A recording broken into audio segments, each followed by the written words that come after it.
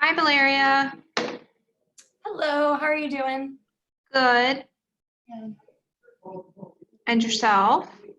Good, I'm good. Very good. You're a Fort Myers student, correct? Yes. Now, are you in review boot camp? No, I am in the aesthetics program, but I'm making up hours for Okay. what I missed for massage. Okay. Mhm.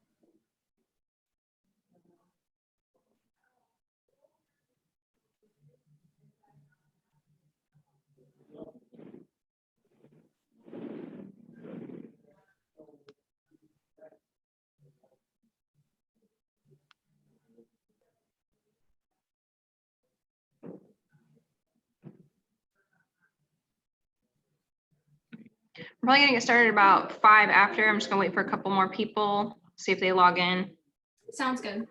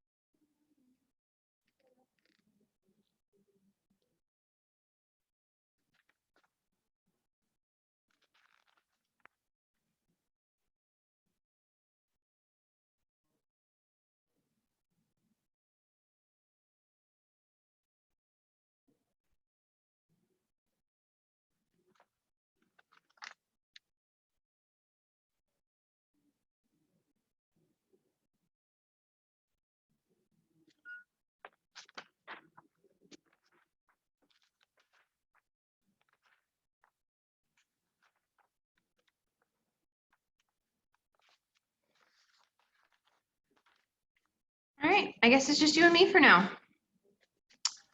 So today we are going to be going through a portion of chapter 15 that has to do with neuromuscular therapy. We're probably going to make it to about page 606, hopefully, fingers crossed, that we have enough time to do so. Before we get started, do you have any questions? No, I don't think so. Chapter 15, you said, right? Yes. Perfect. Yeah, we're starting on page 573. Awesome, thank you. Let me get my audio kicking here. Oh, sorry, I'll turn off my mic. No, it's fine. I had my emails were coming through with a really loud buzz and I turn it down. They come through at the perfect time. Yeah, a very rapid succession. So it's ding, ding, ding, ding, ding. So I put it down pretty low. Okay, so first I wanted to address the learning objectives. Now we're not going to go all the way down because we are going to stop halfway through the chapter.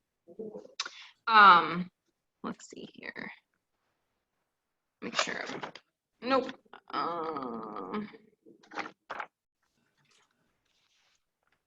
Yeah, that's the one I want to stop at. Yep. Okay, so we're going to be able to describe the techniques used in neuromuscular therapy. We're going to define a trigger point and describe its location, differentiate between central trigger points and attachment trigger points, demonstrate how to locate and treat trigger points, differentiate between post-isometric relaxation and reciprocal inhibition, demonstrate the techniques used in muscle energy technique, and define passive positioning. Bleh. I'm all tongue today. All right, so why study clinical massage techniques? The serious massage practitioner student should study clinical massage techniques because pain and physical dysfunction are some of the primary reasons people seek massage. And understanding and ability to perform clinical massage techniques provides the therapist with tools to address areas of tension, limited range of motion, pain and stiffness, and minor injuries in the chronic or subacute stages. So this gives you the toolbox to be able to deal with that type of dysfunction. And obviously, after reading this chapter, you're not going to be an expert on it, but it will give you an insight and help you choose CEUs to continue this education to where you can get even better. Neuromuscular therapy, trigger point therapy, muscle energy techniques, myofascial therapies, and craniosacral therapy are proven to be effective in addressing clients' needs. So the last two were done in the myofascial portion of its lecture, but the aforementioned ones we'll be dealing with today. A therapist who has an understanding and ability to practice these therapies can combine techniques to tailor the massage sessions to each client's needs. So each time a client comes in, you can go into your mental tool belt and say, you know, what kind of techniques are going to work for this person, and also record that for the next therapist if you're working at a chain, or for the next time that they come in, that you know, okay, this is what we did, this is what did work, this is what didn't work, the client likes this, they aren't very fond of this, so on and so forth.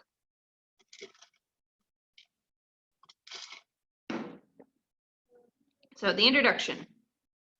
This chapter introduces therapeutic massage techniques. I want to emphasize it introduces it. There's so much more to know than what is in this chapter. That address specific conditions and complaints that clients might present. Techniques introduced in this chapter include neuromuscular techniques, muscle energy techniques, position release techniques, myofascial techniques. Lymph massage techniques are discussed in the following chapter. These techniques, combined with those Western massage covered in previous chapters, form the foundation of clinical massage practice. They are invaluable when addressing soft tissue pain, injury, and dysfunction in clients. So this is going to give you a real ability to assess tissue dysfunction.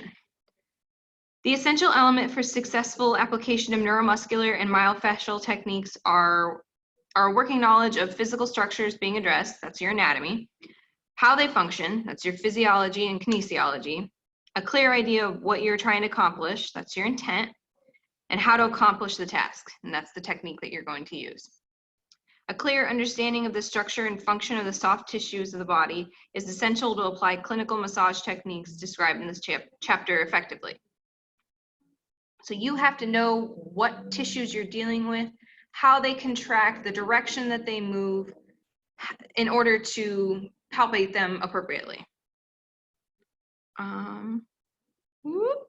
It is best to review anatomy of soft tissues and the interrelationships of various body systems, especially the myofascial network, including muscles, fascia, and nervous system. It is essential that the therapist have assessment and critical thinking skills to determine when to use which techniques on which part of the body. The following chapters introduce these skills and techniques. In addition, to become even more proficient, you are encouraged to continue your education with ongoing instruction from qualified instructors in the form of advanced studies and continuing education. And just because you've taken a continuing education once on a subject doesn't mean that several years down the line that there isn't new information to learn. And so it's good to do, maybe they have levels 1, 2, and 3. It's good to do all the levels that they may offer, because each time you go, you will learn something new about the modality that you are there for, even if a lot of it may be review. Where was I? Oh, list the neurophysiologic therapies. So several therapy systems are emerging that are directed towards neurophysiologic process that affect the musculoskeletal system. These systems recognize the importance of neurologic feedback between the nervous system and the musculoskeletal system in maintaining proper tone and function. Alterations or disturbances in neuromuscular relationships often result in dysfunction and pain. Neurophysiologic, that word is just going to get me. Therapies use method of assessing tissue and delivering soft tissue manipulative techniques to normalize the tissues and reprogram the neurologic loop to reduce pain and improve function.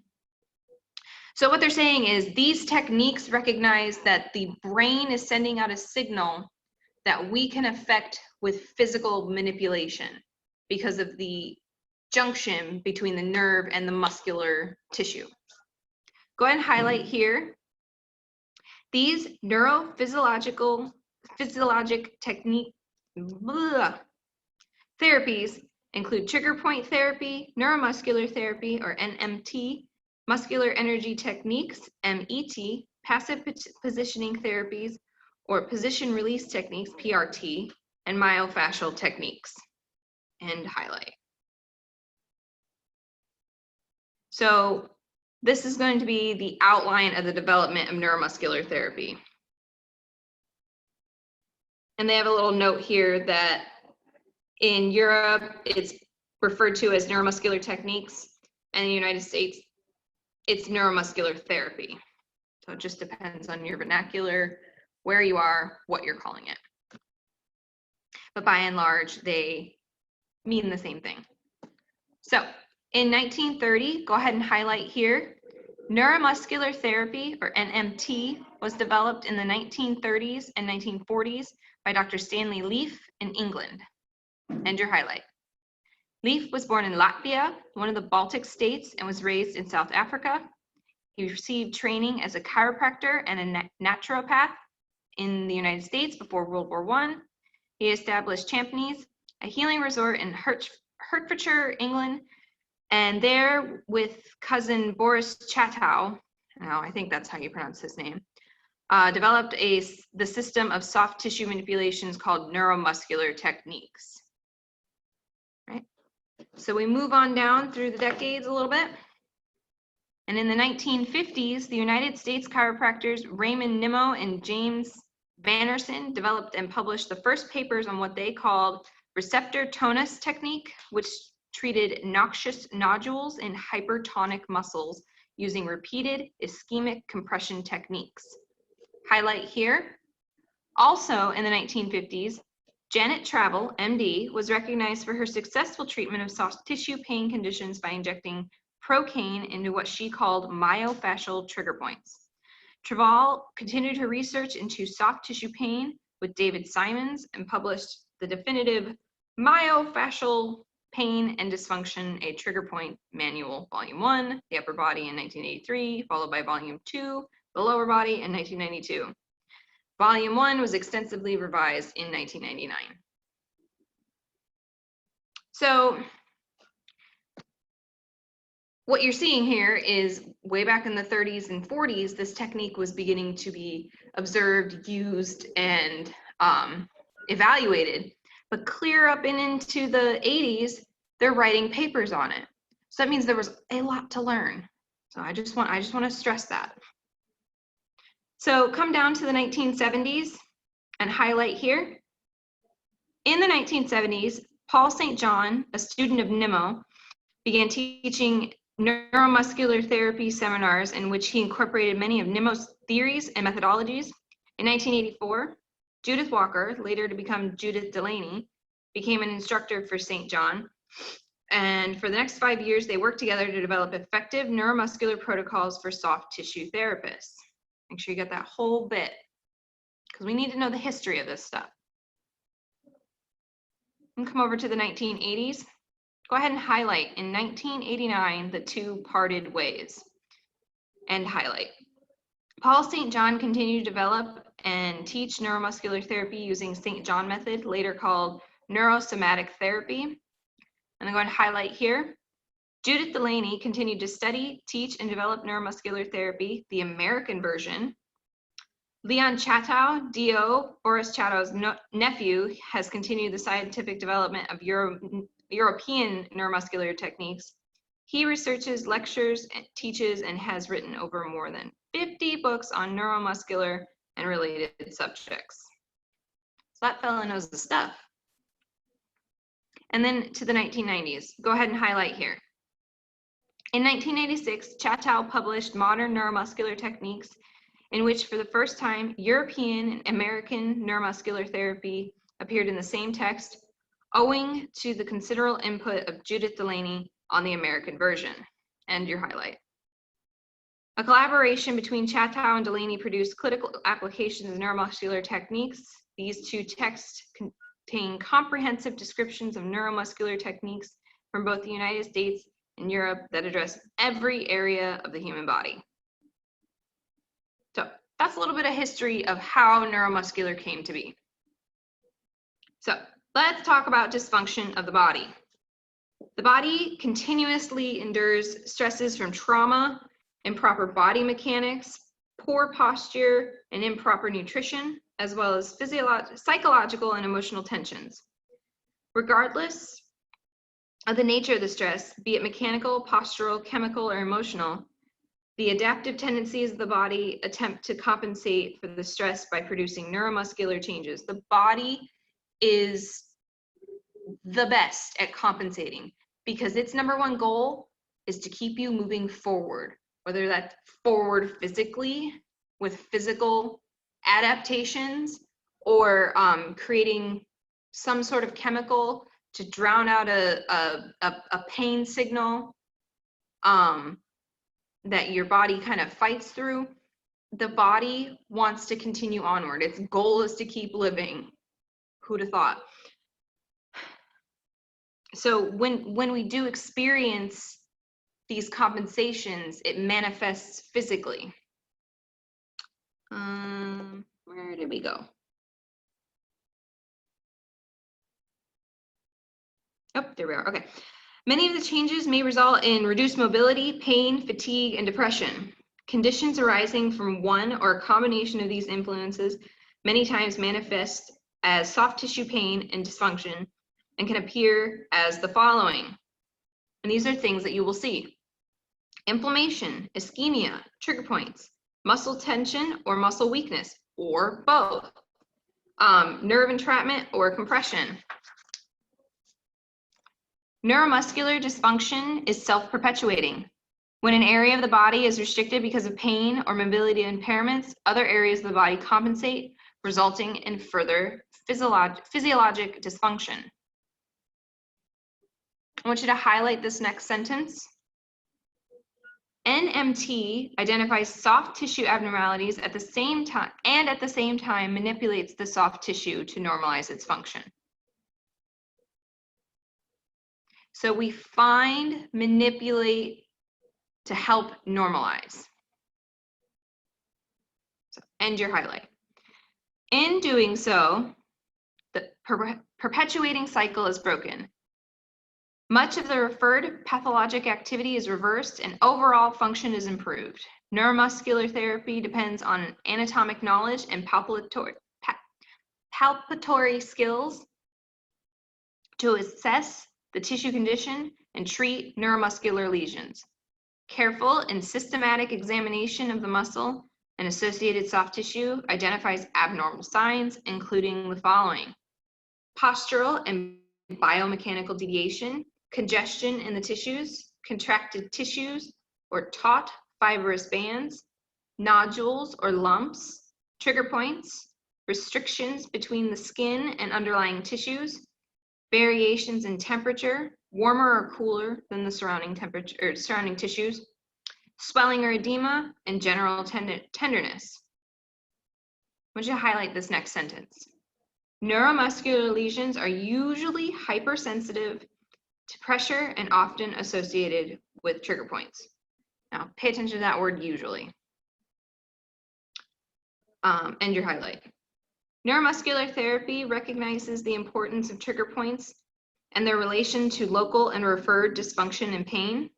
Besides trigger points, neuromuscular therapy also takes into account other natural and physiologic laws that might cause hypersensitive or painful areas on the body. For example, acupuncture points and neurolymphatic reflexes not associated with trigger points are often tender. Tenderness usually indicates some degree of dysfunction in the associated tissues or organs. Neuromuscular treatment often stimulates the reflex improvement of the associated or referred function. So if we can think about dermatomes and how those innervate and we're affecting those tissues, when they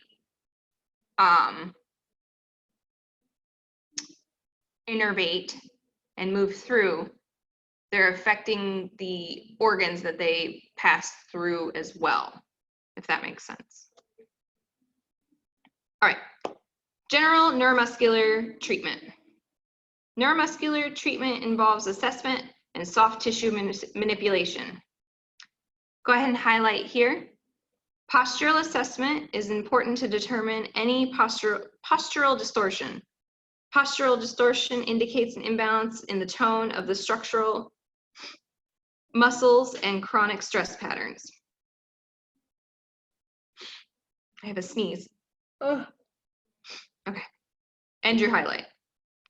Assessment includes palpating the tissues with initial light strokes and progressively deeper strokes, revealing areas of tension, hypersensitivity, contractive tissue, and trigger points. Massage considerations. Highlight this sentence here. Neuromuscular therapy is not appropriate for soft tissue pain from injury in its acute inflammatory phase, right? We don't massage in the acute phase, right? We're going to follow our first aid protocol there. So this phase of healing can last, and your highlight. This phase of healing can last 48 to 96 hours or more, depending on the nature of the injury. Appropriate cryotherapy, lymph drainage massage, and possibly position release techniques can be employed during the acute stage. First aid for acute soft tissue injury is described by the following acronym: PRICE. That's PRICE. We want to protect the tissues, rest the area, ice the area to arrest the swelling and reduce pain, compress the area with a compression bandage if appropriate, elevate the injured area to help reduce swelling and pain. So once we elevate it, gravity can kind of help us out a little bit to reduce swelling going into the tissues.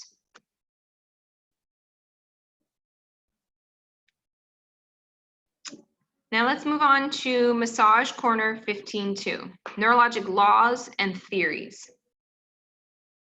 Several laws and theories have been developed to describe the nature of reflexes or predictable responses of cutaneous nerve receptors.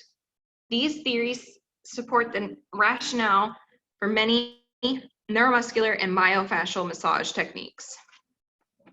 So we have the Arndt-Schultz law.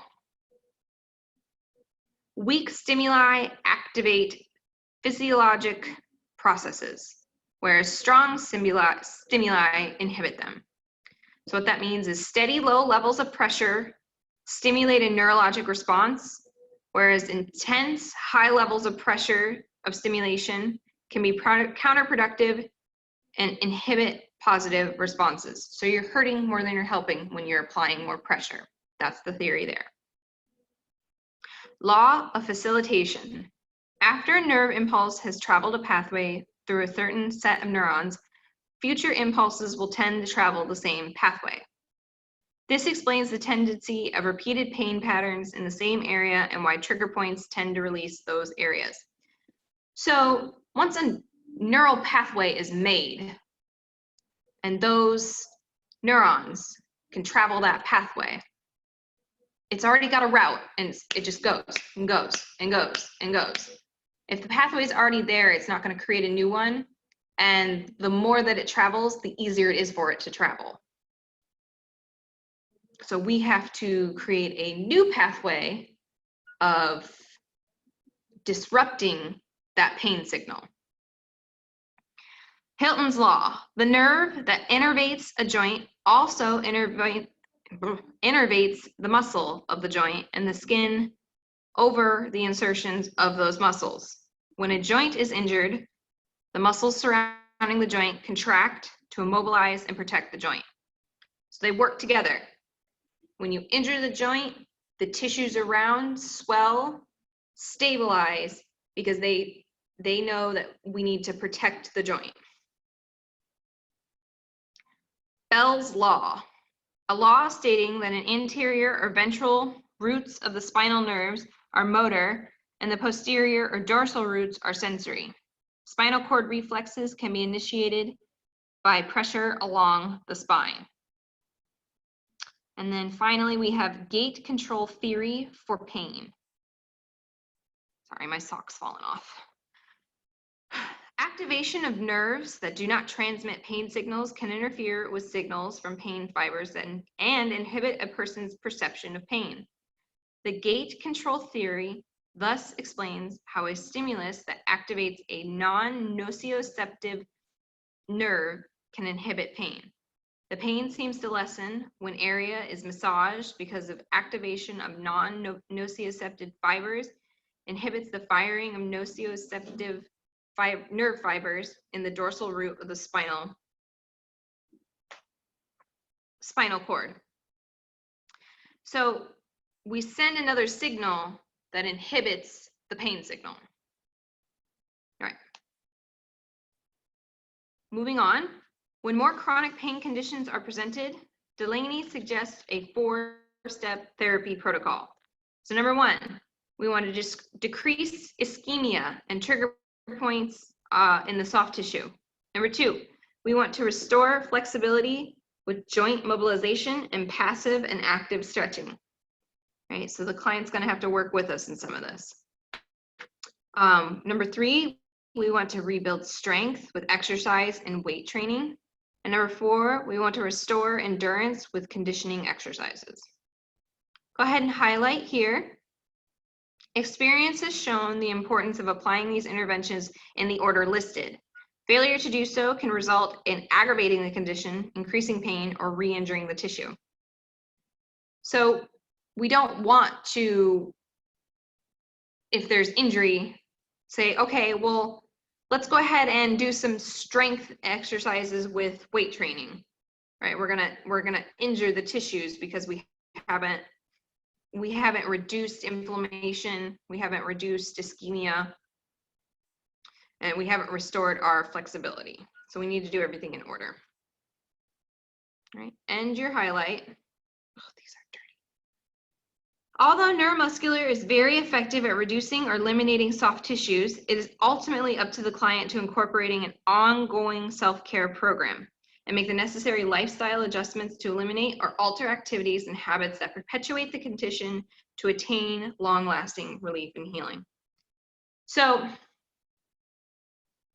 if your client isn't going to participate in doing their homework, they're going to be back to square one every time they come in, right? So you need to have a client that's going to be willing to participate.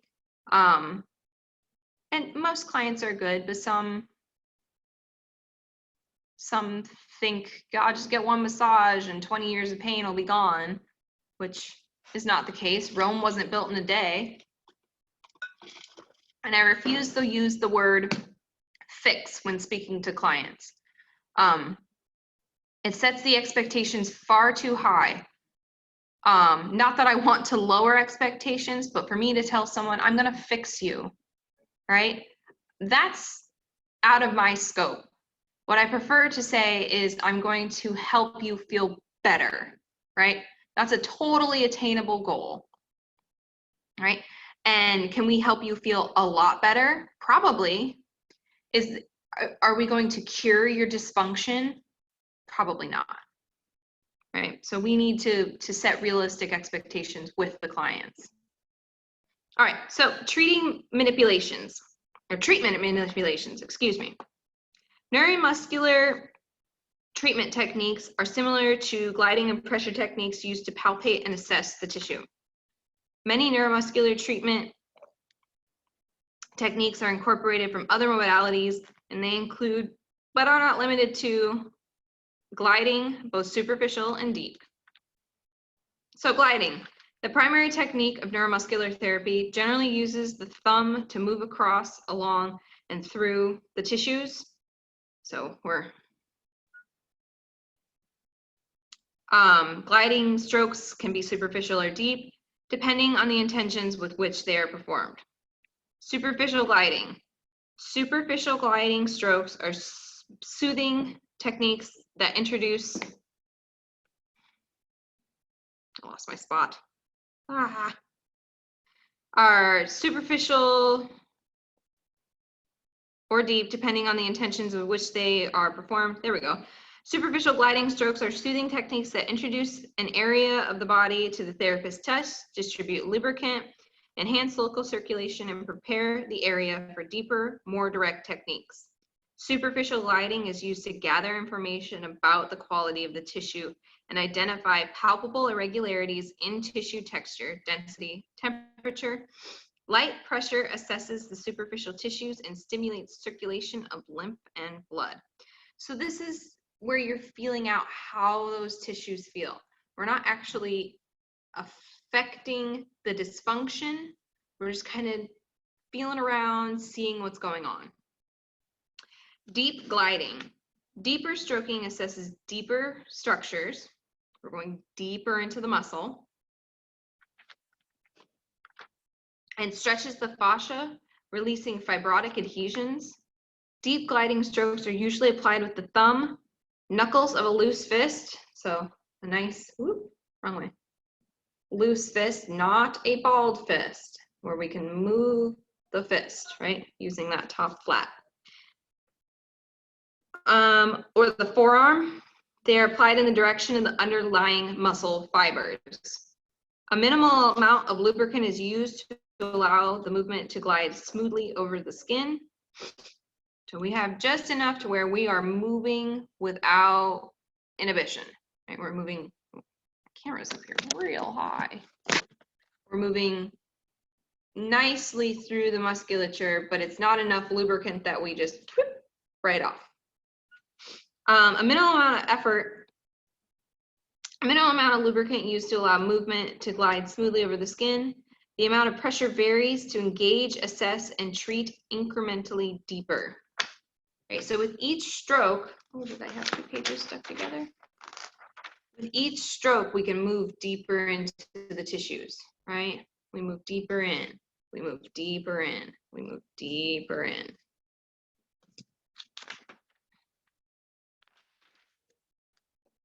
Beginning with lighter pressure on the skin and continuing with increased pressure as the movement is directed towards the deeper fascia and muscle tissue. The pressure is always within the tolerance of the client. So we want to keep in communication with them, right? And this isn't a time for no pain, no gain. There's never a time for that, really. But we want to make sure that we're being effective and we're not hurting the client. The rate of motion or speed of gliding stroke can vary according to the depth and intention for which the stroke is being applied, sometimes referred to as muscle stripping. Deep gliding allows the direction of muscle fibers from one attachment to the other, usually distal to proximal. So that means if I was doing thumb stripping, wrist to elbow, distal to proximal. So I could do my thumb stripping. And I'm generally following the direction of the fibers. Occasionally, the direction is reversed. Sometimes it is applied across the muscles. Gliding strokes are used for both assessment and treatment of soft tissues. Gliding strokes warm the tissues, increase circulation, and reduce ischemia at the same time as the sensitive thumbs assess the tissues for edema, tension, tenderness, or taut bands that indicate the presence of trigger points. When these taut bands are encountered, gliding longitudinally along the taut fibers can locate tender nodules, indicating central trigger points near the middle of the fibers, or attachment trigger points near the myotendinous or tendinoperiosteal junction. That's a big one. All right, so go ahead and highlight here.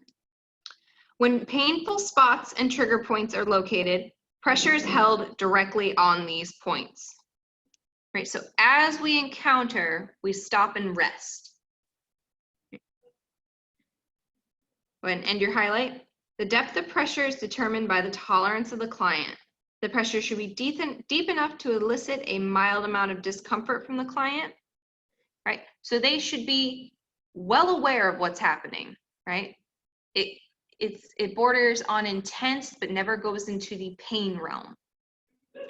Pressure that is too deep that causes the client to tense up is counterproductive, because as soon as they tense up, that whole band of musculature is being contracted, right? And the pressure that's too light is usually ineffective. So we want to make sure that we're in that Goldilocks area of having enough pressure to be effective, but not enough pressure to do damage and cause contraction from the client. Duration of the pressure, according to St. John, is from 8 to 12 seconds and is repeated. Delaney notes that pressure can be held for up to 20 seconds and sometimes more. However, changes in the tissue should be perceived within the 8 to 12 second window. So you will feel that release as you rest into the point. Oops. Stretching. After hypersensitive spots have been quieted and trigger points inactivated, the involved muscle and connective tissue must be stretched to achieve normal resting length. This is accomplished with passive and active stretching. Slow and sustained passive stretching is encouraged to regain and maintain the connective and muscle tissues, the length of the connective and muscle tissues. Now let's go ahead and highlight here. Active stretching is valuable in overcoming contraction and neuromuscular programming that restricts mobility. Active stretching is also known as muscle energy technique, or MET, and is discussed later in this chapter. So, application guidelines. The order in which neuromuscular therapy is applied from superficial to deep, highlight that first sentence there. The order in which neuromuscular is applied is from superficial to deep. And your highlight. Palpation and techniques that do not use lubricant are performed first, following by gliding strokes to improve circulation and probe deeper tissues. Trigger points are addressed last. Neuromuscular therapy of trigger points is described in the following section on the treatment of trigger points. Successful application of trigger point therapy is key to neuromuscular therapy. Go ahead and highlight here.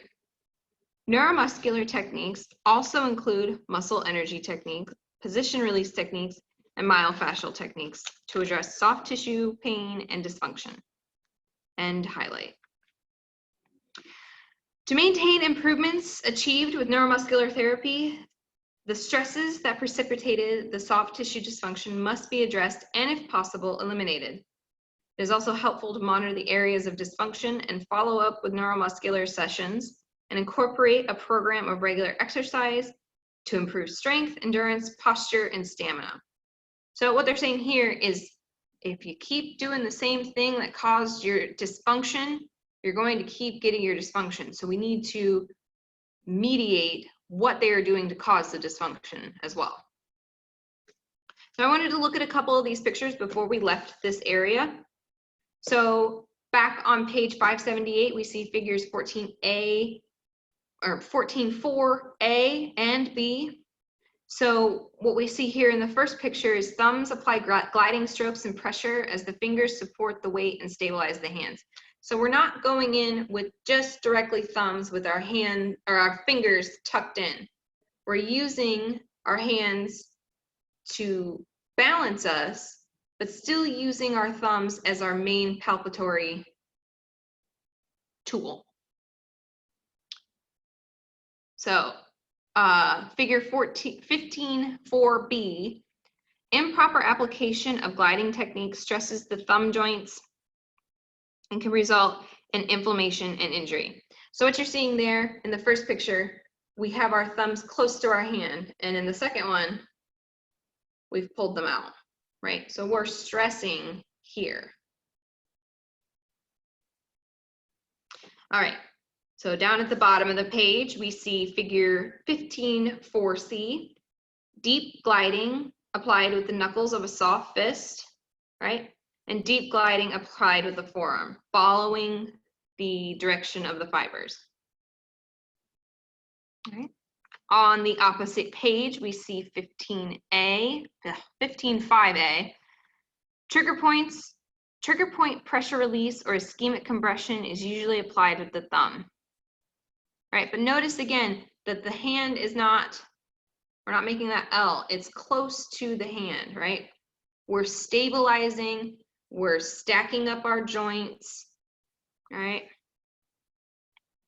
In some areas, such as the upper trapezius, pincer palpation can be used to deactivate trigger points, right?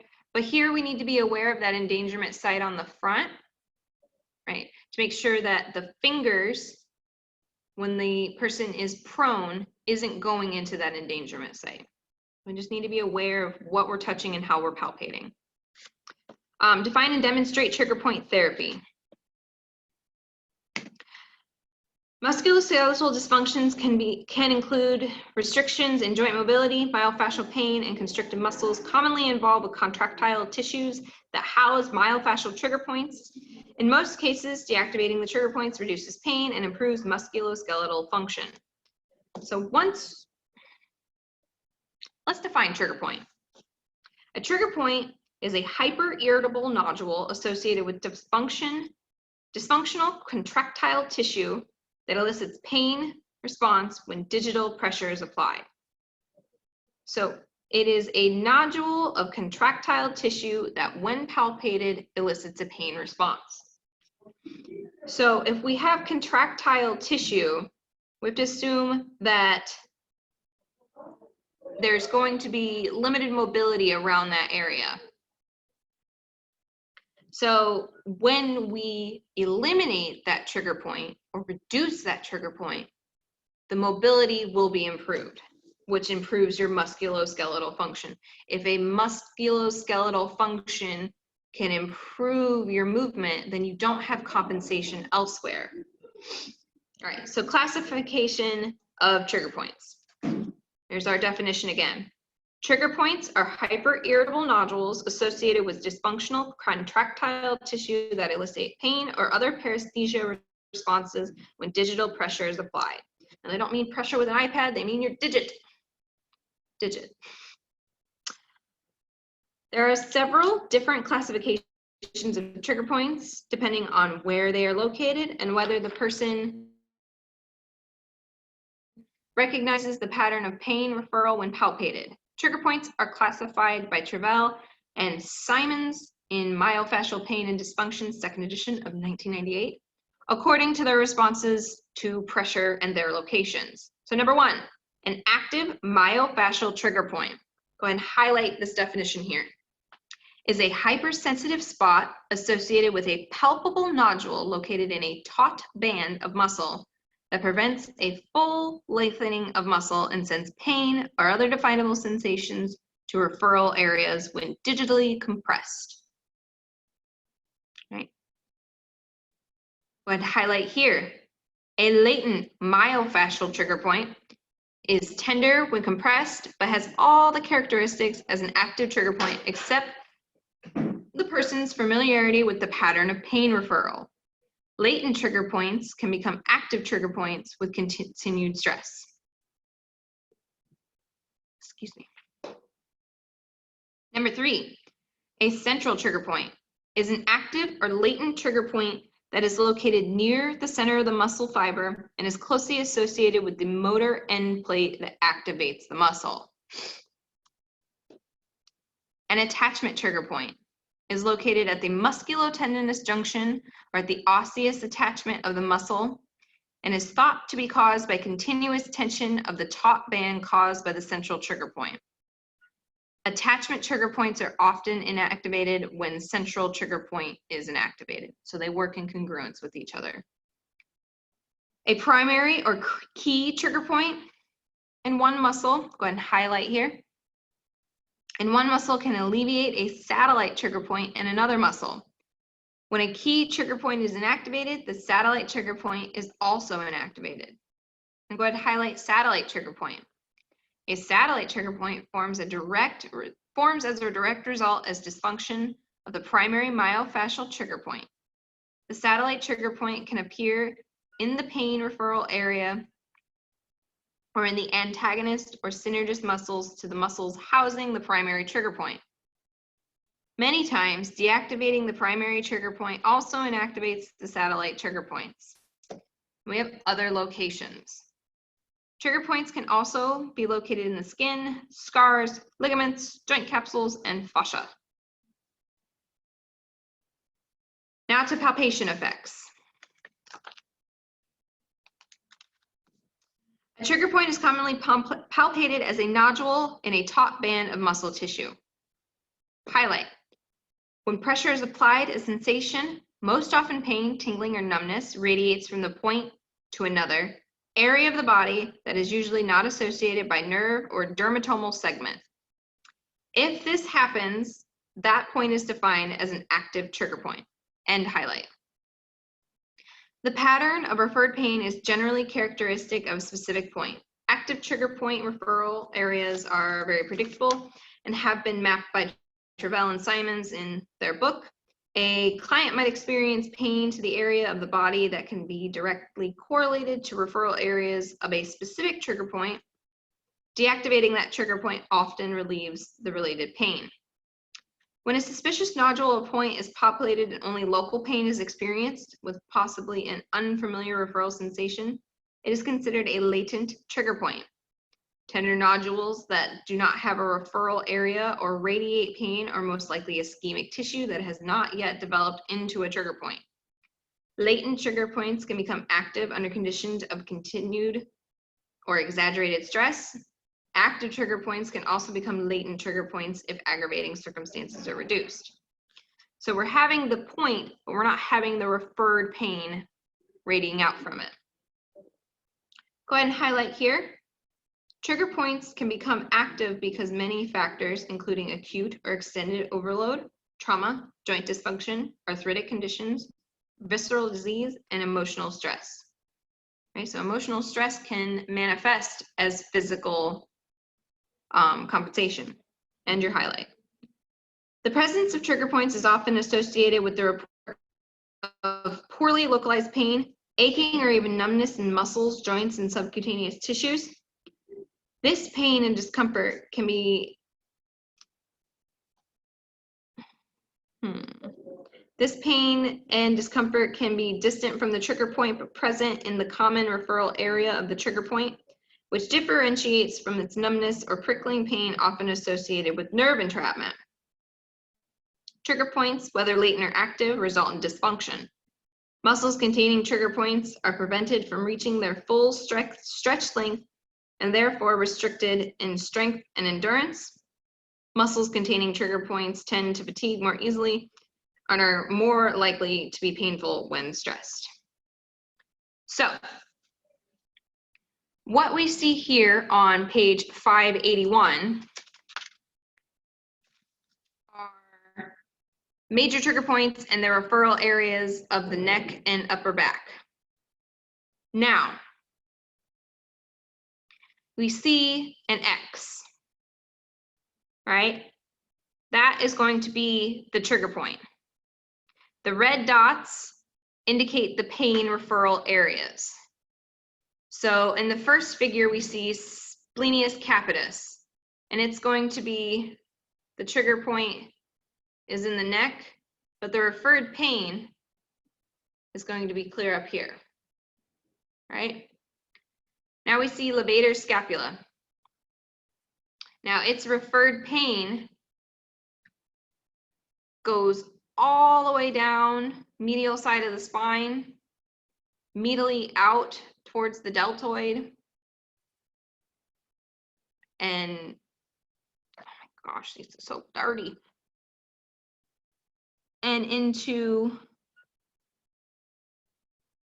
oh, clear down in there. Okay, so we have 2 points there.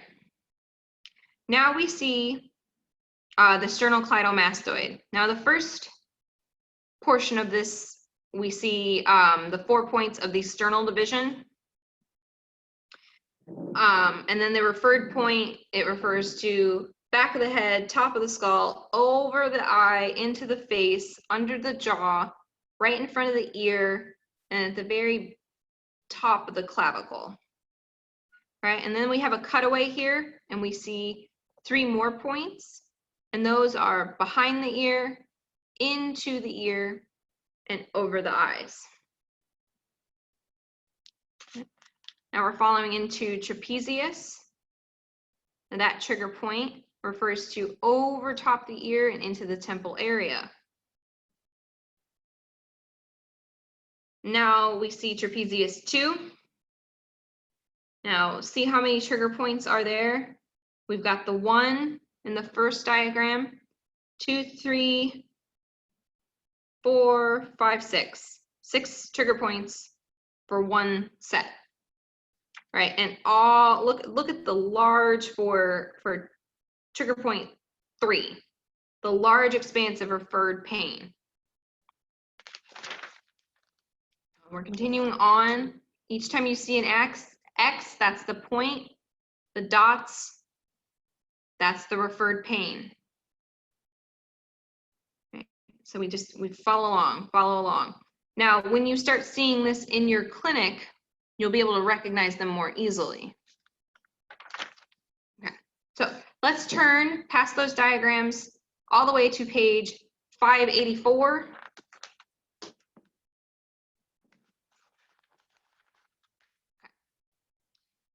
And we see deactivating trigger points. Research and practice highlight this paragraph here. Research and practice indicate that deactivating the trigger point reflexively improves the function and the associated referred phenomena. When an active trigger point is successfully quieted, the referred pain and dysfunction decrease.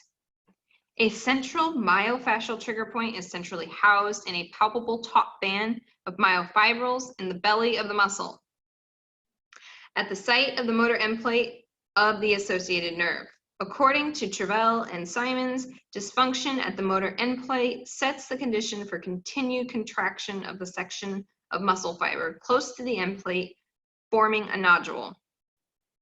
Contraction of the sarcomeres in the area of the end plate cause tension throughout the muscle fibers, resulting in a palpable taut band. Continuous tension of the top band of the connective tissues at attachment sites sets up conditions to produce attachment trigger points at the musculotendinous and tendinoperiosteal junction of the muscle. Releasing central trigger points usually releases or reduces the attachment trigger points. Locating and deactivating trigger points help reduce pain and improve function in the location of the trigger point and the referral areas. So once you directly affect the trigger point, the referred areas follow suit. Go ahead and highlight trigger point end plate theory. Because of strain, overuse, or trauma, calcium is released from the nerve end plate at the neuromuscular junction, initiating the release of the neurotransmitter acetylcholine. Acetylcholine is involved in a series of chemical reactions that cause actin and myosin filaments to slide together at the site of the motor end plate, causing a contracture. It is considered a contracture rather than a contraction because there is no impulse from the nervous system. Right, so they're not being told to do this. They've received the chemical response, and so they go, oh, we've got all our moving parts. Let's go ahead and slide our filaments to create that contraction.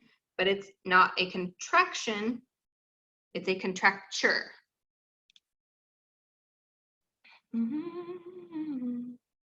contracture interferes with local circulation, causing ischemia and a reduction in the available adenosine triphosphate, or adenosine, triphosphate, and that is needed to remove the calcium, creating local energy crisis and a perpetuating cycle.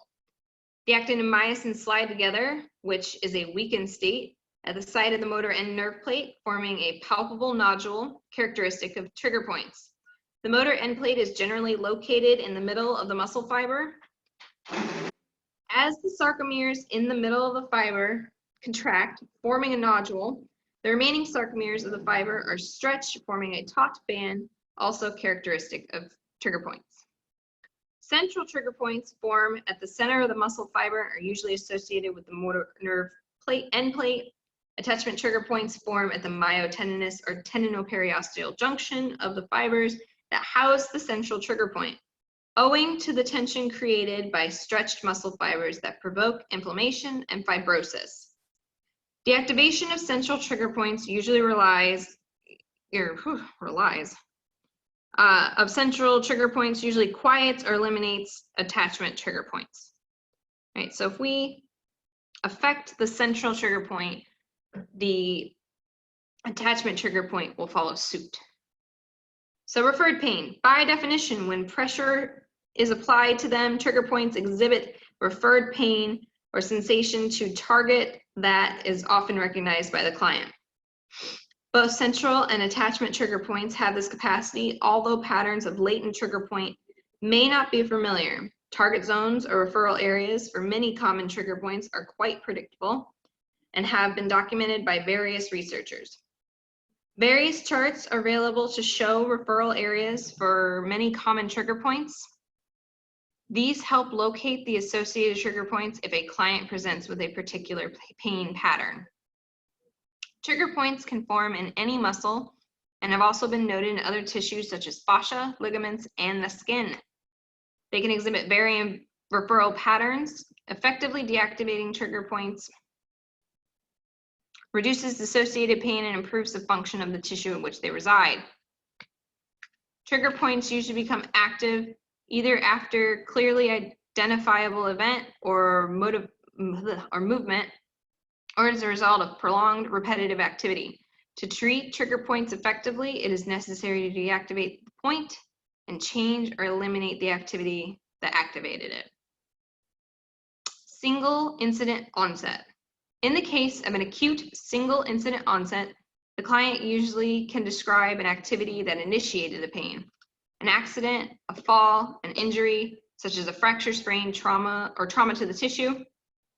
After the initial healing of the tissue, deactivating release trigger points should be straightforward. Because the trigger points were a result of a single incident, the chance of recurrence is quite small. So, unless they have that exact same incident again. Gradual onset. This is something I think we may encounter more, honestly. Trigger points with gradual onset are often the result of chronic overload to a muscle, and identifying the cause might be more difficult. If the activity or conditions that initiate the trigger point are not identified or altered, treatments of symptoms provides only temporary relief because they haven't stopped the activity that's continuing the dysfunction. Go ahead and highlight here. Trigger points with gradual onset can result from poor postural habits, improper ergonomic positions at work, emotional issues, visual conditions, and other hidden causes. So you have to kind of do a little detective work to see if there is any activity where they've got repeated stress or a certain position that they hold in. The client is encouraged to pay close attention to situations that aggravate or intensify the pain to identify and modify any perpetuating activities. Holding the phone. I didn't realize holding the phone was causing so much damage. Highlight, without eliminating or altering the perpetuating factors, any attempt to inactivate the trigger point will be short-lived and futile. You will just keep deactivating and deactivating and deactivating if they don't change their behaviors. And both of you are going to get very frustrated very quickly. Before we move on, I want to go back up to the top and we want to see the criteria for recognizing trigger points. Go ahead and highlight this box. A taut, palpable band in the muscle, an exquisitely tender nodule located in the taut band. Pressure applied to the nodule provokes pain, numbness, tingling, and other sensations to be referred in a pattern that is recognized with the client. Now that means, yes, that spot there, when you do that, I feel this every single time, right? So they're recognizing the pattern. Yes, this makes that happen. This makes that happen. There is a reduction in the range of motion in the tissue housing the trigger point. So we're going to have some limited movement. Now we see here down in figure 15.7, taut bands, myofascial trigger points, and local twitch response seen in longitudinal view of the muscle. A, palpation of a taut band, that's the straight lines, among normally slack, relaxed muscle. So we have muscle that's soft and not contracted, and within that musculature there's a band of musculature that is tightened down like a ratchet strap, right? So we see that displayed here with our taut bands. The density of stippling corresponds to this degree of tenderness of the taut band pressure. The trigger point is the most tender spot in the band. Rolling the band quickly under the fingertip, snapping palpation at the trigger point often reduces local twitch response and is most clearly seen toward the end of the muscle close to its attachment. Right, so we can see the palpation there. So, palpating for trigger points. Palpation skills are essential when working with trigger points. You have to be able to feel, hi, Bren. You have to be able to move through the musculature and feel where you are landing on the trigger point. Uh-oh. Okay, he popped away. And land on the trigger point to be able to stay there and rest for that amount of time that they talked about earlier, whether it was the 8 to 12 seconds where you're feeling it release or the 20 seconds as you work into the tissue. So palpation skills are essential when working with trigger points and trigger point release techniques. Through palpation, the therapist recognizes various tissue texture and can differentiate between normal soft tissue, constricted, hypertonic tissue, fibrotic tissue, taut bands in the muscle, and congested, hyper-irritable nodules associated with myofascial trigger points. So with the trigger points, we're going to have our referred pain. Oh, my brain. Which will be one of our distinguishing factors when we are palpating. When the client goes, yes, when you get to that point, X happens. Right, so we have a very open communication there when we're working on this. This isn't going to be your very soft, relaxing massage. When assessment findings indicate limited range of motion, constricted movement, or myofascial pain in the referral area, a trigger point activity can be verified by palpating the suspected muscle tissue with the fingertips or thumb. Flat palpation is done either in line or perpendicular across the fibers.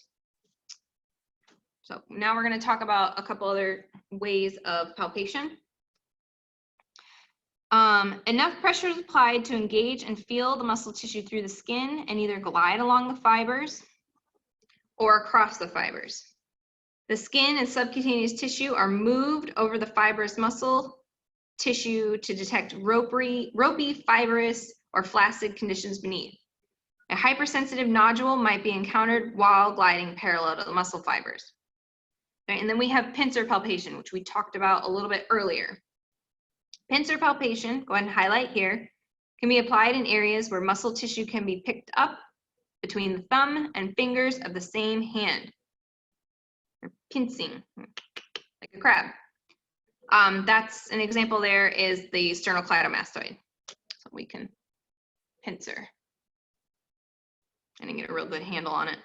The belly of the muscle is rolled between the thumb and the fingers in search for taut fibrotic tissue or sensitive nodules. So we're rolling, right? We're not just clamping down. Palpation is done with the suspect muscle and slightly elongated position. In this position, the muscle fibers are not stretched by any taut, but any taut bands can be easily identified. Because if we stretch the muscle out, everything's going to be taut. Right? So we want it in a elongated but not stretched position. The palpable band is apparent to sensitive fingers. It's going to take practice to be able to feel these things. When a taut band is identified, the therapist explores the length to the located nodule or hypersensitive spot, which identifies the trigger point. If the client reports pain, discomfort, or other sensations referred to another area that reproduce the client's symptomatic pain, when the point is compressed, it is confirmed as an active trigger point. Now we have our trigger point charts. Lots of workplaces that offer massage will have these trigger point charts. And while yes, this is going to be the area of a trigger point, is it going to be 100% where that little X is every single time on that specific muscle? No, because bodies do not react 100% the same every single time. That is going to be the general location that you'll find in that type of musculature, where around that point, somewhere on that person, your point will be. So that's why we have to palpate. We can't just look at a chart, look at a body and go, it's right there. Okay. If the client reports pain, discomfort, and other sensations referred to another area that reproduce the client's symptomatic pain when the point is compressed, it is confirmed as an active trigger point. If a hypersensitive nodule is found and referral is mild compression, decompression might produce a referral pattern that is not recognized is considered a latent trigger point. If it does not create a referral pattern, it is most likely ischemic tissue that is not yet developed into a trigger point. Central trigger points are generally palpated near the middle of the top band. There can also be trigger points at the ends of the points from continuous tension because of contraction of the fibers in the top band associated with central trigger point. These attachment trigger points often disappear when central trigger points are deactivated. Active trigger points are a priority for inactivating, but latent trigger points and attachment trigger points should also be addressed during the treatment if the time permits. So we want to go for our active trigger points, and then latent, then attachment.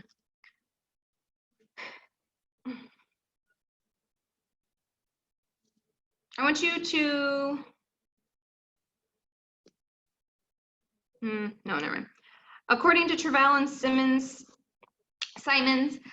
several methods can be addressed in deactivating trigger points and thus reduce myofascial pain and increase neuromusculoskeletal function of the client. Although some are outside the scope of practice of massage therapy, other effective treatment modalities can be used for soft tissue manipulation. Follow the following section lists possible modalities and whether they are within the scope of a massage therapist. So we have TP deactivation techniques that are outside the scope of practice of massage therapy.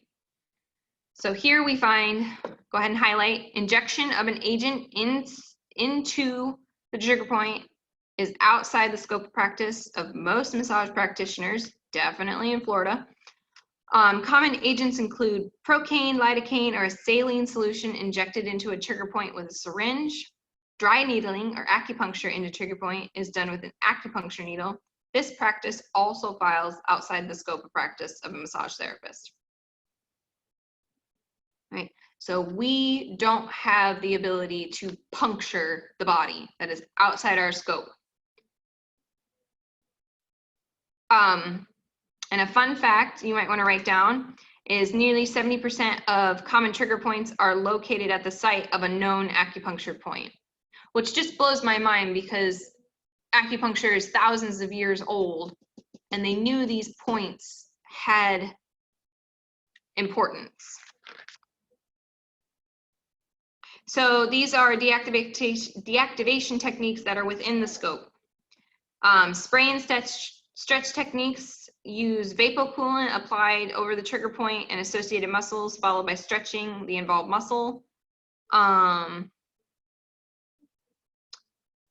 coolant is applied in parallel lines over the muscle in the direction towards the referral area. The coolant is applied at the rate about 4 centimeters per second, or in lines that barely overlap. As the coolant is applied, the underlying muscle is passively stretched to take up any slack. A maximum of 2 to 3 passes over each area, enough to cool the surface, but not the underlying muscle. Cooling the surface acts as a distraction, suppresses pain, and allows for relaxation. Gentle muscle stretching of affected fibers. Then we have ischemic compression or trigger point pressure release. Go ahead and highlight here. With gentle stretching, position release, and muscle energy techniques are 3 therapeutic modalities available to the massage therapist to reduce trigger point activity and restore muscle and fascia to a normal, pain-free functional length. These are 3 methods can be combined to address and release trigger points very effectively.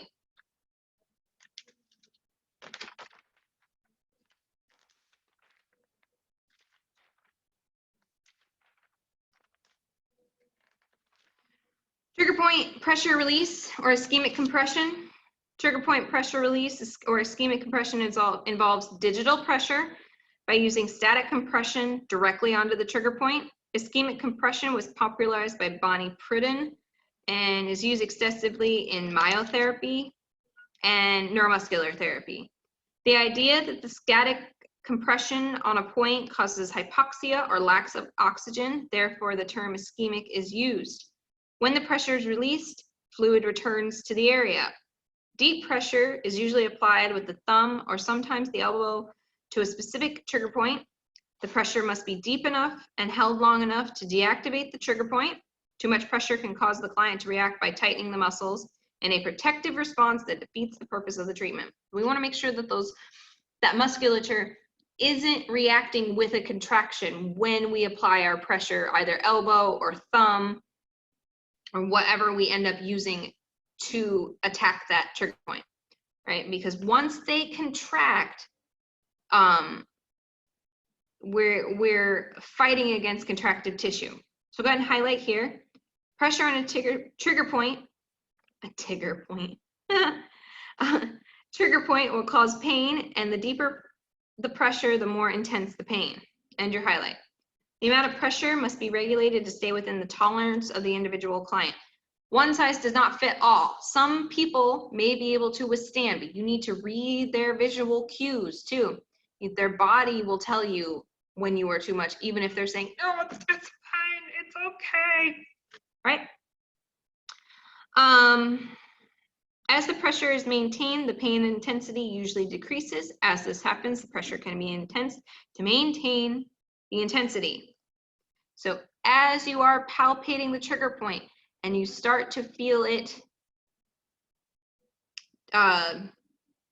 deactivate, there's the word I want, we can add more pressure to maintain that same level of activation that we're looking for. Once the point has been inactivated, the pain level is reduced greatly. Paul St. John in the St. John method of neuromuscular suggests applying enough pressure to hypersensitive nodule to cause mild discomfort for 8 to 12 seconds, during which time the discomfort should diminish. So as you apply pressure, it should reduce. Travail and Simons suggest applying digital pressure to a trigger point until restrictive barrier is approached. The pressure is enough to cause noticeable discomfort, but not pain. The pressure is maintained until the therapist notices the release of tension in the tissues, 5 to 30 seconds. So you are in the tissue until you feel it inactivate. At which time the pressure is released and repeated at a somewhat deeper pressure, again, not deep enough to engage the restricted barrier. If there is no noticeable change after about 30 seconds, the therapist reassesses the area for trigger point activity. Neuromuscular therapy to release trigger points. Neuromuscular treatment of trigger points varies for central and attachment trigger points. To locate and treat central and attachment trigger points, the practitioner must have a clear understanding of muscle anatomy. You need to know the fibers and the way that they contract. Muscle fiber arrangement, attachment sites, and tendon arrangement of target tissues. Because central trigger points are located in the middle of the muscle fiber, knowing muscle fiber arrangement is essential to determine how and where to conduct effective treatment. You need to know where to go. Ischemia around central trigger points is addressed with repeated effleurage and gliding strokes to increase circulation and flush out the area. Trigger point pressure release is applied to the site of central trigger points repeatedly. Pressure is held on the point for 8 to 12 seconds, then released 3 to 5 seconds, then repeated. Some trigger points respond better with longer break, being 2 to 5 minutes between compressions. Trigger point pressure release is followed by short gliding strokes or J strokes, applied from the center of the fiber towards the attachment of the myotendinous junction to elongate the fiber gently, lengthening the shortened sarcomeres at the center of the fiber, reducing the tension of the top band without putting any tension on the muscle attachment. Passive or active stretching, muscle energy technique, can also be used in an attempt to return the muscle to its normal resting length and the attachment site are not inflamed. Failure to return the muscle to relaxed full resting length increases the chance that the trigger point will reactivate. Use appropriate pressure. When the trigger point pressure release or ischemic compression techniques are used to deactivate trigger points, The appropriate amount of pressure varies according to the sensitivity of the client, the area of the body, and the condition of the trigger point. It is essential to communicate clearly with the client to determine the appropriate pressure. Communicate clearly with the client. I cannot stress that enough. Create a subjective pain scale so the client can give instant feedback and actively be involved. Using a 1 to 10 scale of discomfort, which 1 is no discomfort and 10 is extremely painful. 5, 6, and 7 is optimal for attaining good results. When a trigger point is located, gently apply pressure to the point until the client indicates a mild to moderate discomfort, which is 5 to 7 on the scale. Maintain pressure for 8 to 12 seconds or until the point dissipates. Then release pressure for 3 to 5 seconds and reapply pressure to a depth that the client indicates the discomfort rating from 5 to 7. For unresponsive trigger points, pressure can be sustained up to 20 seconds with more time given between repetitions. Many times, the amount of pressure the client tolerates increases on subsequent applications of pressure as the trigger point deactivates. Reapplying pressure for 8 to 12 seconds several times is more effective than applying sustained pressure for 60 seconds or more. Because every time the pressure is released, blood and other fluids flood into the area, nourishing the tissue, resolving the energy crisis, and providing oxygen and ADP to release the contracture. So imagine a sponge, and you push on the sponge and everything is forced out of it.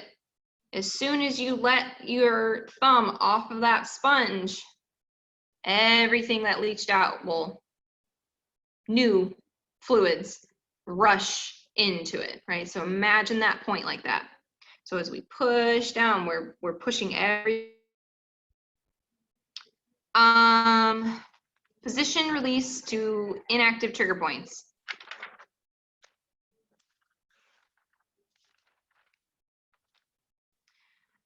Position release to inactive trigger points. Position release techniques are very effective for inactivating trigger points and releasing the taut bands that house them. Both central trigger points and attachment trigger points respond well to position release and can be used effectively as monitor points to find preferred position. A working knowledge of muscle attachment, action and attachment is crucial to use position release techniques effectively when addressing trigger points. When a trigger point is identifying, knowing which muscle it is in, the orientation of the muscle fibers and the attachment sites, and the action of the muscle are important to successfully position the muscle and deactivate the trigger point. So you have to know what muscle it's in, what direction it contracts, and how to move it to access that trigger point. Go ahead and highlight. Finding the release position involves passively moving the joint in the same direction that the involved muscle would if it were to contract. And highlight. In effect, this moves the end of the top band toward the trigger point. The precise position can include dynamic movement in all planes, i.e. flexion, extension, adduction, abduction, side bending, or internal or external rotation. Usually, the preferred position is in the mid-range of the muscle's range of motion. The correct position is indicated by a change in the trigger point. Trigger points can be palpated as nodules that are hypersensitive. They are especially sensitive when digital pressure is applied to them. When a position for release is achieved, the sensitivity of the associated trigger point diminishes by 70 to 100%.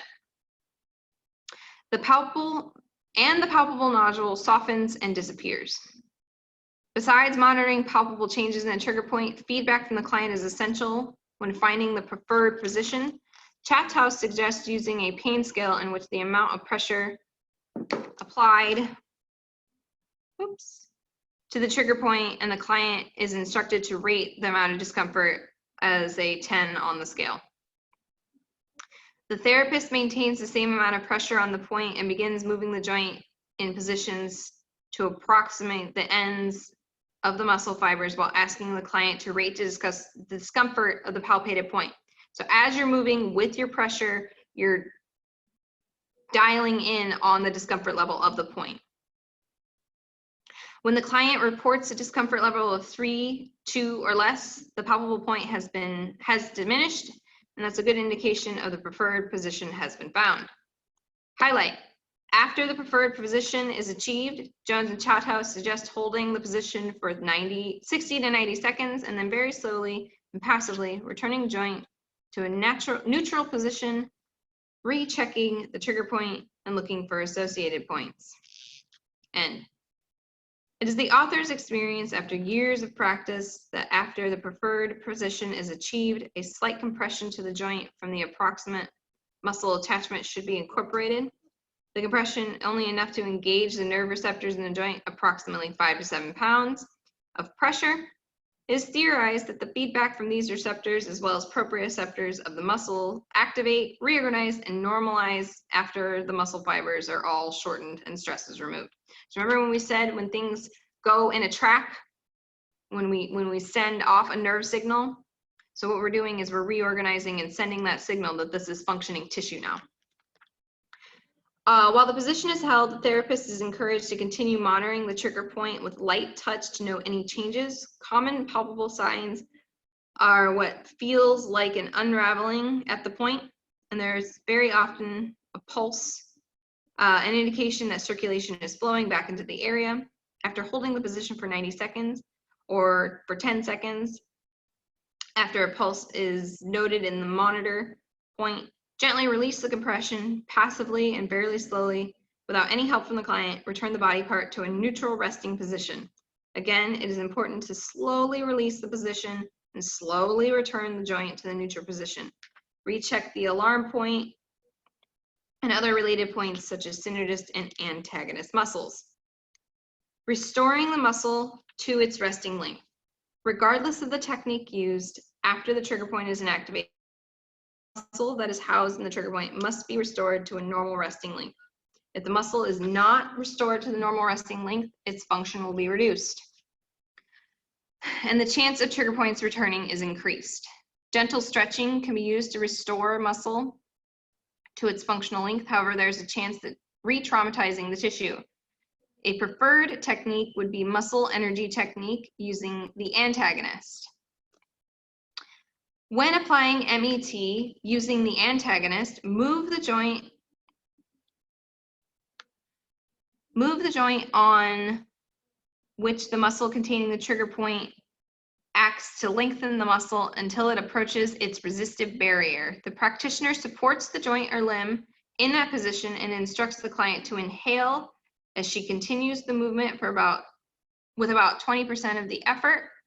The practitioner matches the client's effort, thereby allowing no movement for about 7 to 10 seconds, at which the client is instructed to relax and exhale. As the client exhales, the joint is moved and the muscle is lengthened to its new resistive barrier. This process is repeated until no increase in muscle length. Caution must be exercised not to overstress the muscle and possibly re-traumatize the sensitive muscle tissue, hence the additional training. Combination techniques to inactivate trigger points. Trigger points are effectively inactivated by combining the following techniques. Identify a trigger point through the assessment and palpation. Apply trigger point pressure for 8 to 12 seconds, leave off for 3 to 5, and repeat several times. Apply pressure to the point to elicit a pain response from the client. Then ask the client to rate the pain as a 10 and position release is applied. Positioning the joints to the ends of a taut band, move closer into approximation until pain sensation has reduced to a 2 or less. The position is held for 60 to 90 seconds. Then slowly return to a neutral position. Then employ MET using antagonists to help restore the muscle to its normal resting length. All right, muscle energy technique. Muscle energy technique is a soft mobilization technique that was developed in the osteopathic profession. Elements of MET have been documented and described for many years using different terminology. The history of MET. Clinical neurologist Dr. Herman Kabat and physical therapists Margaret Knott and Dorothy E. Voss developed techniques in the 1940s and 50s called proprioceptive neuromuscular facilitation that use many of the same physiologic mechanisms as MET. Dr. T.G. Ruddy developed a technique called resistive duction in which the therapist resisted multiple rapid small muscle contractions of the client, which was meant to decrease blood flow and strengthen muscles. Fred Mitchell Sr., DO, credited with developing modern muscle energy technique in the 1940s and 50s. Hi. He published his work in the Yearbook of American Academy of Osteopathy in 1958. So I want you to go back into that paragraph there and highlight proprioceptive neuromuscular facilitation. They use many of the same physiologic mechanisms of MET. So let's come on over to the following page. We see MET involves the active participation of the client who is instructed to contract isolated muscles against a counterforce provided by the therapist. So they are giving you a contraction and you are giving them resistance. MET uses active muscle contraction followed by relaxation and subsequent passing stretching to reduce constrictions in the muscle and increase range of motion of the related joints. MET also uses neurophysiologic muscle reactivity that restricts movement, is inhibited, allowing for better mobility. So 2 basic reflexes are incorporated during MET manipulations. Go ahead and highlight here. These definitions are important. Post-isometric relaxation. Following an isometric contraction, so we have to remember what our isometric and our isotonic is. Isotonic, we're moving, right? Isometric, we're not moving. Where'd I go? Oh, following an isometric contraction, there's a brief period of relaxation during which impulses of the muscle are inhibited. So it's where we're resetting that musculature chemical reaction. And then we have reciprocal inhibition. When a muscle is acting on a joint is contracted, the muscle responsible for the opposite action of that joint is inhibited. Okay, so when muscle acting on a joint is contracted, the muscle opposite the action is inhibited. So I'm contracting my bicep, my tricep via my brain is inhibited. The brain said, go ahead and relax, tricep, you're good, you don't need to work. Specific application of MET. Highlight here, MET involves the client contracting a muscle against resistance provided by a therapist. The direction of the contraction and position of the muscle, actually highlight that first sentence. The direction of the contraction and the position of the muscle and the limb previous to the contraction are determined by the condition and movement restrictions of the joint or target muscles or muscle group. Range of motion and palpation assessment techniques are used to determine the nature of the restricted force applied by the therapist can equal that of the client, allowing no movement. It can be less than the client, allowing movement of the range of motion, or it can overcome the force of the client.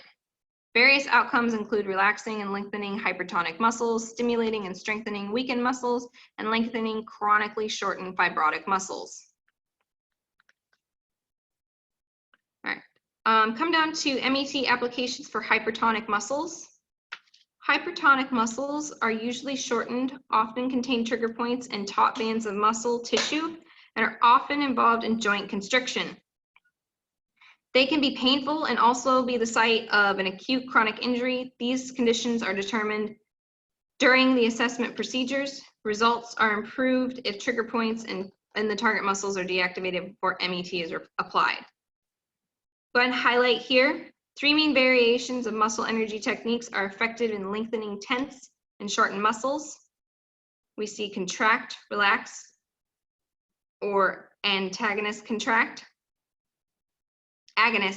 excuse me. Antagonist contract, contract, relax, contract, the opposite. Contract, relax, or agonist contract. The most common MET procedure used to relax constricted or hypertonic muscle involves contracting, then relaxing and lengthening the target muscle. The contract-relax technique incorporates post-isometric relaxation theory, which states as soon as an isometric muscle contraction release, the muscle is inhibited and relaxes. Alternatives include increasing the client's effort up to 50% or increasing the time of the contraction up to 20 seconds. So we can see those, we see that first technique demonstrated here in these two figures. My goodness. Antagonist contraction. If muscle tissues are in a subacute stage of healing, if a trigger point has just been treated, or if there's any pain when the target muscle contracts, the preferred MET technique would involve the antagonist. Antagonist contraction takes advantage of physiological process known as reciprocal inhibition. Reciprocal inhibition occurs when a muscle acting on a joint contracts, the opposite muscle is reflexively inhibited. So if I'm having issues in my bicep and I want to contract my tricep, reciprocally, it's going to inhibit the bicep. When a muscle acting on a joint contracts, the muscle that causes opposition actively is reflexively inhibited. This is the preferred MET to use after deactivating trigger points to reduce hypertonia and return shortened muscle fibers to a more normal resting length. Remember, if it procedure causes pain, stop. We don't want to go into Painville.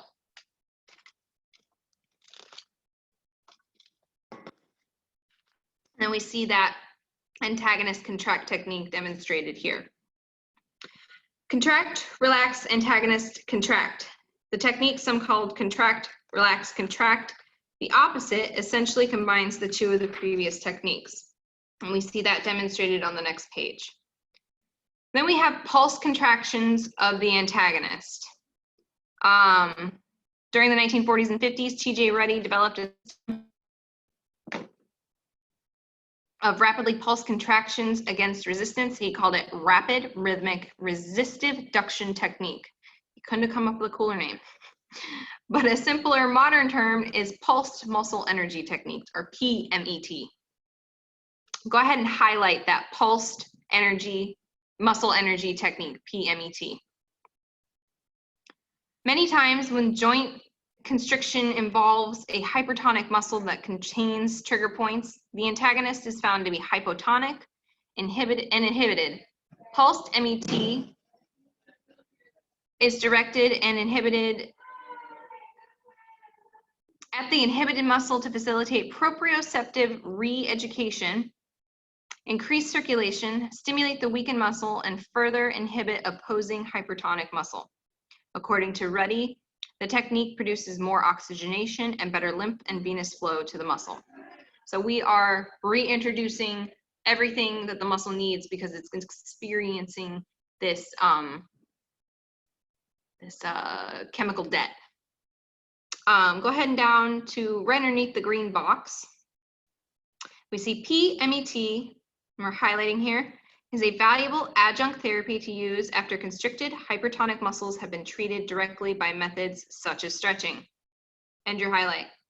After the hypertonic muscles have been lengthened, stimulating and facilitating the hypotonic or weakened antagonist improves the overall functions.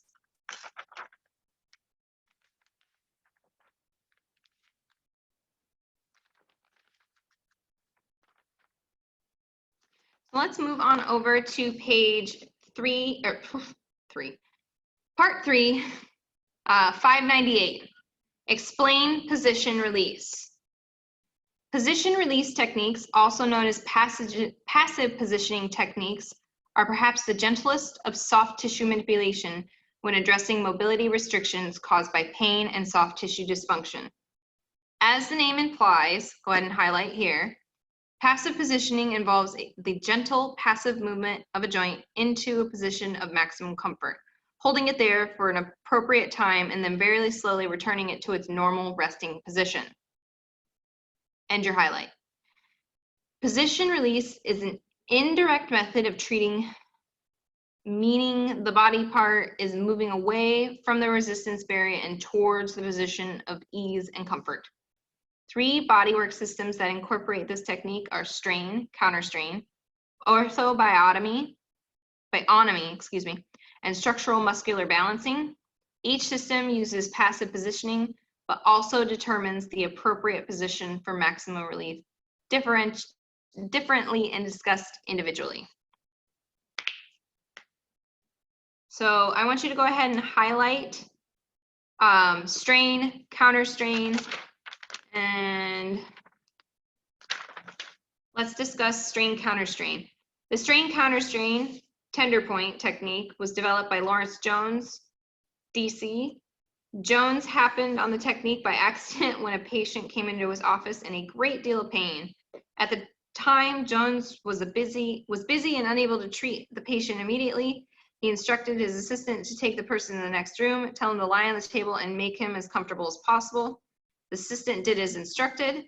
He had the patient lie down using various cushions and pillows. The assistant positioned the patient's body so that he had no pain and left him there until the doctor was able to see him. When the doctor finally came in, he carefully removed the pillows and gently positioned the client flat on the table and asked where the pain was. The patient then realized the pain had disappeared. Jones produced similar results with other patients by positioning and supporting them in a pain-free, comfortable positions. Through his own research, he developed the technique that he calls strain, counterstrain.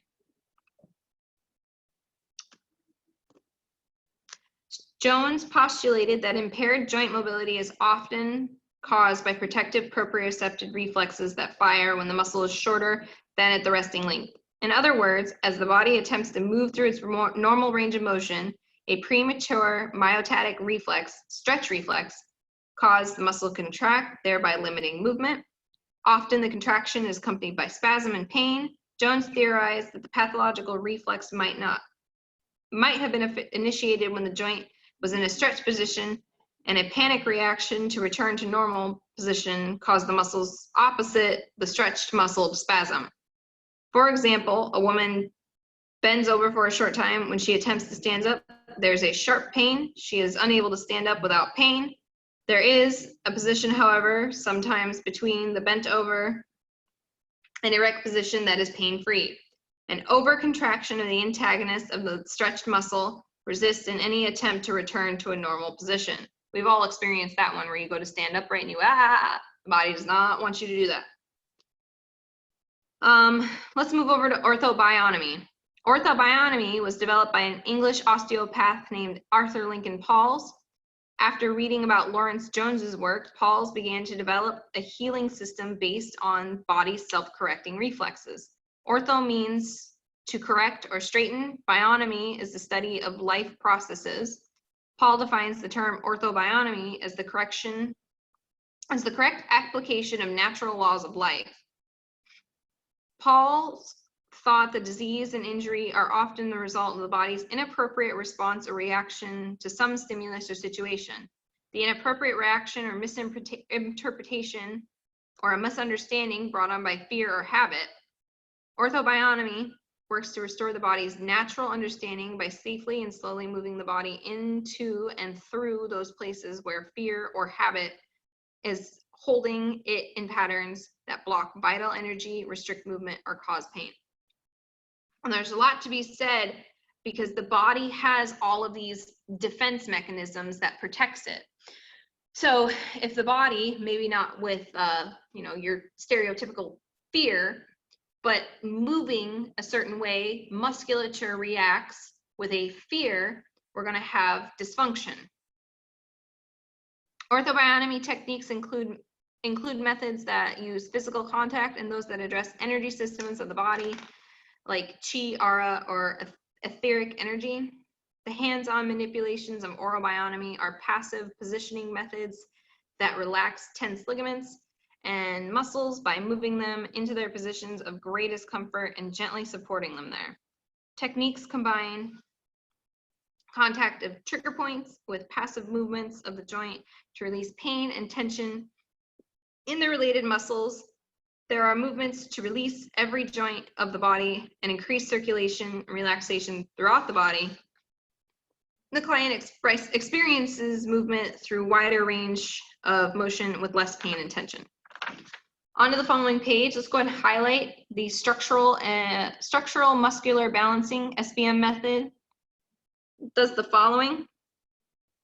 Gently moves the body away from pain towards more comfort, improves neuromuscular communication to the body, rebalances the energy flow of the muscles, and releases tension that limits the body's range of motion.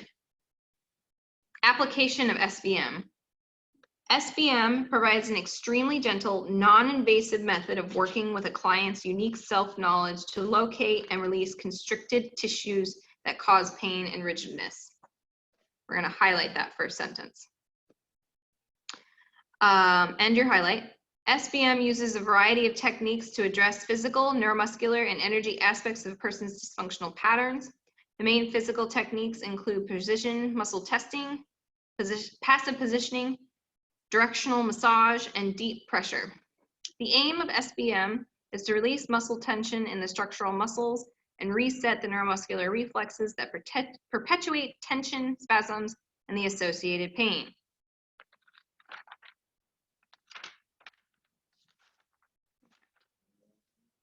So position release techniques.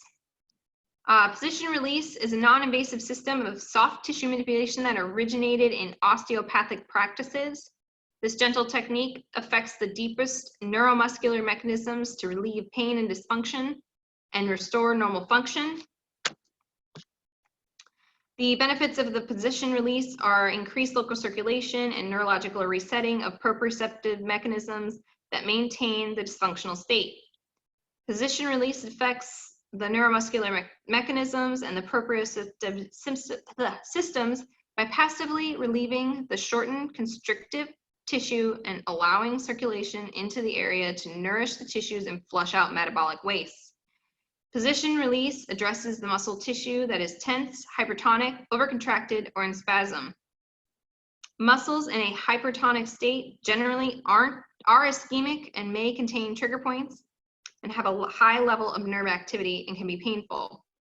The presence of tight muscles in one area of the body usually indicates muscle imbalance in other areas as well. This is especially true with structural muscles of the pelvis and trunk, because it's not just one portion of the body moving.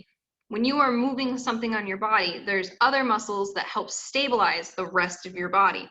If you have dysfunction in one place, you're going to recognize it in another. And it's like a domino effect. And so this pulls on that, which pulls on this, which turns this, it rotates that, and all of a sudden, we're like this. Well, not all of a sudden, it takes a little bit. So let's go ahead to the following page. Incorporating position release techniques in the massage practice. Position release techniques can easily be incorporated into the massage practice. Whenever tight, constricted tissue is encountered, position release techniques can be employed to release constriction gently and restore the tissues to an improved functioning state. Position release is less effective on tissues with chronic fibrosis than on areas with hypertonicity and spasm. After applying position release techniques, there are several different methodologies for practicing position release, but each involves passive positioning of the body or a body part to reduce the tone in restricted contractile tissue. So they said see procedure 15.7. It's on the following page. Highlight here, position release is done by passively moving the body or body part toward the body's preference and away from pain, seeking the tissue's preferred position. End your highlight. Movements are toward, ease, and away from bind, away from restrictive barrier and toward comfort. Positioning is done slowly to avoid any increase in pain. Positions are held for a period of usually 60 to 90 seconds. After the correct position for release is achieved and held for the appropriate period, it is essential that the position is released and the body part is passively and slowly returned to the neutral position.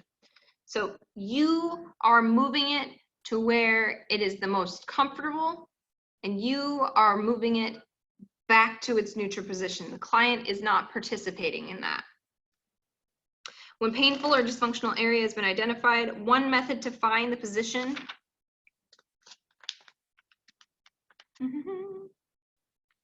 Where'd I go? Oh, releases involves passively moving the body part or joint associated with the painful condition into its preferred position. Right? So we see that demonstrated here on page 602 with the figures of the wrist. So they are wrist extension with some discomfort, wrist flexion with no pain, adduction, no discomfort.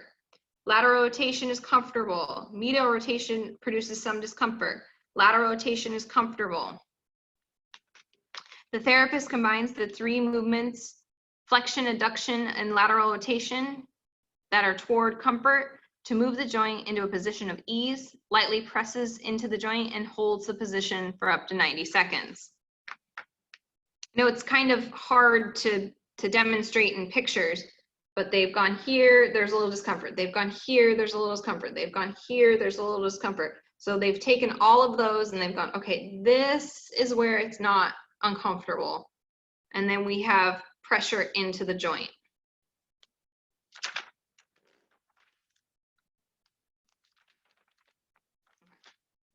Releasing muscles with trigger points. Position release has been found to be very effective in relieving constricted muscles with central trigger points in taut bands of muscles or attachment trigger points of hypertonic muscle. Trigger points in myofascial tissue are excellent monitors when performing position release, identifying the muscles that contain trigger points and knowing the action of those muscles perform help determine the preferred direction in which to move the body part to achieve the correct position for release. The body is positioned to bring the attachments of the affected muscle closer, passively mimicking the action of the muscle, monitoring the myofascial tender point while fine-tuning the position ensures the most appropriate position for release. Jones has demonstrated that tender points on the interior of the body respond better to flexion, and those on the posterior respond better to extension. The farther the points are from the midline, the more side bending and rotation is needed to achieve position release.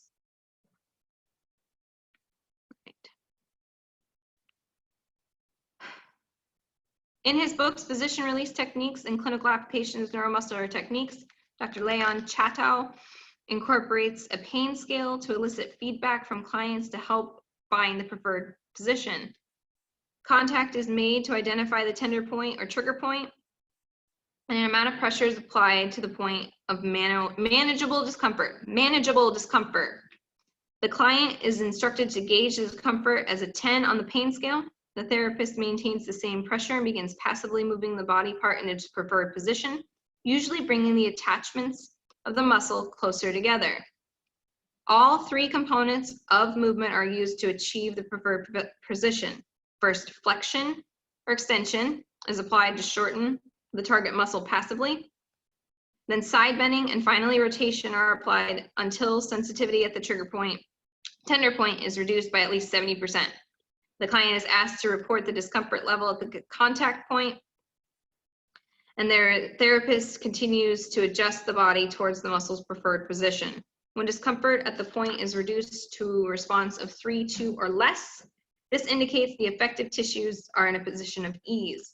The practitioner holds the body in this position and applies slight compression to the joint on the target muscle, on which the target muscle acts. The position is held for 60 to 90 seconds, and then slowly the passive limb is returned to its neutral position. The practitioner reassesses the area for improvement and continues the massage or applies position release techniques to another area. So this is the position release technique protocol. And we're going to see that here in the neck. So to perform position release on the posterior neck, locate the tender point just posterior to the transverse process of C2 or 3. Use that point as a fulcrum and shift the head laterally away from the point. Avoid laterally flexing, twisting, or turning the head. Palpate the tender point or nodule. Roll the head medially towards the point where it is softening of the point and reduction in tenderness. Again, use the fulcrum to extend the neck at the tender point and then rotate the head very slightly. When the position is correct, there will be a release in tension at the pain tender point. Without changing position, gently add compression on the line. From the top of the head directly towards the feet, hold for 30 to 60 seconds, release very slowly. Without any assistance from the client, return the head to a neutral position. They will want to help you. You have to let them know, for this to be effective, you need to let me move you. For best results, repeat position release at the same level on the opposite side of the neck, and then on the other points lower on the neck. And then they demonstrate position release for psoas as well. I'm following on the following pages. All right, and that's that. We made it to the end of neuromuscular. Well, Do we have any questions? It was a lot. I had a question where this would be practiced more often, just because I haven't heard of spas using it very often. So is it more in like chiropractic offices or in private practices?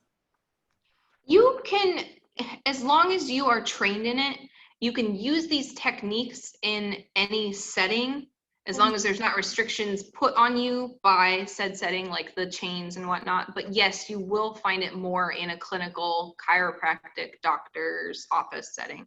Gotcha. Okay, cool. But it seems like a bear when you're reading about it. But when you are doing it hands-on, it's a lot more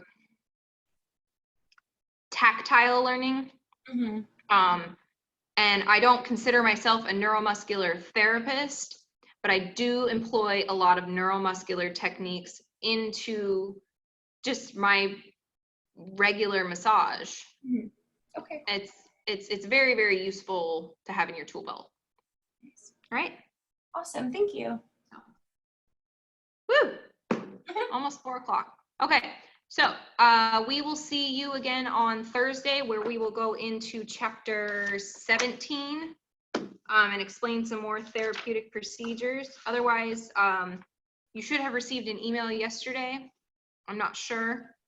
I don't receive the emails. I'm just doing the like the webinars for like credit for hours. Mm-hmm. Yeah, I've technically finished up my program. I just need to catch up on a little bit of hours. Okay. Mm-hmm. Right. I will relay that, because when we don't see things come in from people, we're like, well, she's not getting hours. So I will relay that. Okay, thank you so much. All right. No problem. So we will see you later. All right, thank you. Have a great day. Thanks. You too. Bye. Bye.